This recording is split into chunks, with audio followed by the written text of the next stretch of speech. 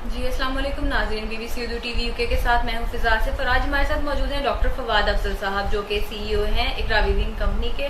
आइन से मिलते हैं और बात करते हैं बिजनेस कम्युनिटी के हवाले से कि बिजनेस कम्युनिटी के क्या मसाइल हैं और हुकूमत को इसके लिए, इसकी बेहतरी के लिए क्या इकदाम करने चाहिए। जी मसाइल तो बहुत सारे हैं, लेकिन इसमें आपको इन शॉर्ट आपको ये कह सकते हैं कि कॉम्प्लिकेटेड टैक्सेशन सिस्टम जो इस वक्त पाकिस्तान में चल रहा है, इस गवर्नमेंट में ये कंटिन्यूड है और जूं जूं टाइम गुजरता जा रहा है ये और कॉम्प्लिकेटेड होता जा रहा है और जो लोग टैक्स दे रहे हैं उन्हीं को स्क्वीज कर रहे हैं। तो बेहतर ये है कि अगर नए लोग इस बिजनेस में एंटर नहीं हो रहे, रजिस्टर्ड पर्सन नहीं बन रहे, क्योंकि इतना कॉम्प्लिकेटेड सिस्टम है कि right from the first day आपके एक्सपेंसेस इतने बढ़ जाते हैं कि आप बिजनेस को आफ्टर रजिस्ट्रेशन मैनेज नहीं कर पाते। तो इसका दूसरा FBI की जो रेट्स हैं उन्होंने खौफजदा किया हुआ है। तीसरा लॉट ऑफ डिपार्टमेंट्स जो हैं वो आपको इसके ऊपर आ जाते हैं, आपकी फैक्ट्रीज में, आपकी वेसिनिटीज के ऊपर। तो बेस्ट वे यही है कि आप सिस्टम को सिंप्लीफाई करें जो आपका टैक्सेशन है। दूसरा, जो इतने ज्यादा डिपार्टमेंट हैं, गवर्नमेंट को चाहिए एक ही डिपार्टमेंट रखे और अपना जो भी बिजनेस मैनेजर है उनसे या बिजनेस है उनसे वो अपना ले लें अपनी टैक्स और खुद तमाम डिपार्टमेंट्स को मैनेज करें, क्योंकि इस तरीके से हर रोज कोई ना कोई नया डिपार्टमेंट आया होता है, उसका ऑडिट चल रहा होता है, कोई लेबर वाले आ गए, सोशल सिक्योरिटी आ गई, EOB वाले आ गए और इसी तरीके से पोल्यूशन वाले आ गए। तो इस तरीके से आपको ना बहुत टाइम आपका वेस्ट हो जाता है। हम R&D में कुछ नहीं कर सकते, मार्केटिंग कुछ नहीं कर सकते और एक्सपोर्ट जो मजबूरन रजिस्टर्ड हुए हुए हैं पाकिस्तान के अंदर वो इस सिस्टम में इसलिए आए हैं क्योंकि मजबूरी है, वरना वो भी ना आए क्योंकि इतना कॉम्प्लिकेटेड सिस्टम है। पाकिस्तान के अंदर आप देखें इंपोर्टर, एक्सपोर्टर या मैन्युफैक्चरर, आपको यही लोग रजिस्टर्ड नजर आएंगे। आप कहीं होलसेल मार्केट्स में चले जाएं और कहीं चले जाएं, आपको कोई बंदा रजिस्टर्ड नजर नहीं आएगा क्योंकि ये मुमकिन नहीं है। आपके पास इंफ्रास्ट्रक्चर भी मौजूद नहीं है, कहीं आपका नेट नहीं चल रहा होता, कभी कोई आप एवरी मंथ आपने रिटर्न देनी है। जब आप रिटर्न के लिए बैठते होते हैं तो आप 8 दिन आपके वेस्ट हो जाते हैं। आप अगर उसके लिए अच्छा अकाउंटेंट, अच्छा लॉयर, अच्छा राइटर रखेंगे तो आप जो नया बिजनेसमैन तो इसमें एंटर ही नहीं हो सकता।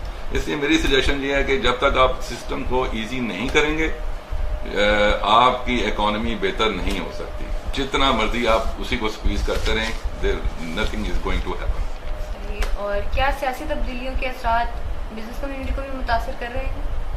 मुतासिर इस तरह कर रहे हैं कि इस वक्त हमें कुछ पता नहीं है कि हमने क्या प्लान करना है। हमें कोई मालूम नहीं है कि हमारी गवर्नमेंट की आगे क्या पॉलिसी चलेगी। पिछले 8-9 माह से हमें कोई ऐसा नहीं होना ये चाहिए कि कंटिन्यूटी हो या डिसकंटिन्यूटी हो। हमें कुछ तो पता हो गवर्नमेंट ने आगे करना क्या है, ताकि उस हिसाब से हम अपनी पोजीशन को लें। हम आगे कंस्ट्रक्शन करें या कोई मशीनरी इंस्टॉल करनी है, कोई हमें नहीं मालूम कि उसके ऊपर क्या टैक्स आ रहा है। अभी एमनेस्टीज की डिक्लेयर हो रही है तो वो हमें कुछ गोमोगो की पोजीशन है। तो बाकी जनरली तो वही पॉलिसीज चल रही हैं जो पहले चल रही थी, वही अब चल रही हैं, लेकिन थोड़ी सी इस वक्त कह सकते हैं कि कोई सॉलिड प्लान नहीं है as compared to the previous governments. सही। और क्या मौजूदा हुकूमत की दी गई पॉलिसीज से आप मुतमईन हैं? कौन सी पॉलिसीज है?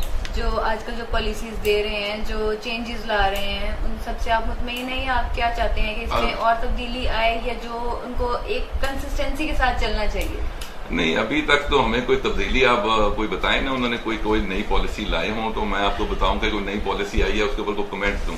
अभी तक तो उनको कोई पॉलिसी नजर आएगी हमें तो फिर ही उसके ऊपर कमेंट दे। अभी तक कुछ चेंज लाए नहीं है, कोई ऐसा नया लॉ नहीं आया।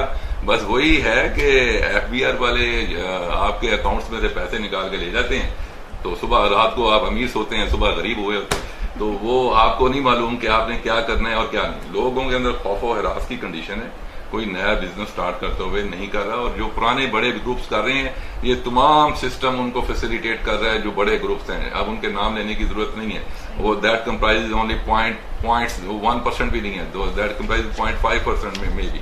तो आपकी जो रिमेनिंग इंडस्ट्री है दे आर रियली सिंकिंग। और उनके अंदर आप देखें कि कॉटेज इंडस्ट्री तो आपने पहले खत्म कर दी है, आपने नहीं, पिछली हुकूमतों का भी इसमें कसूर है। जो पॉलिसीज अब ग्रेजुअली आप स्मॉल और मीडियम को क्रश कर रहे हैं।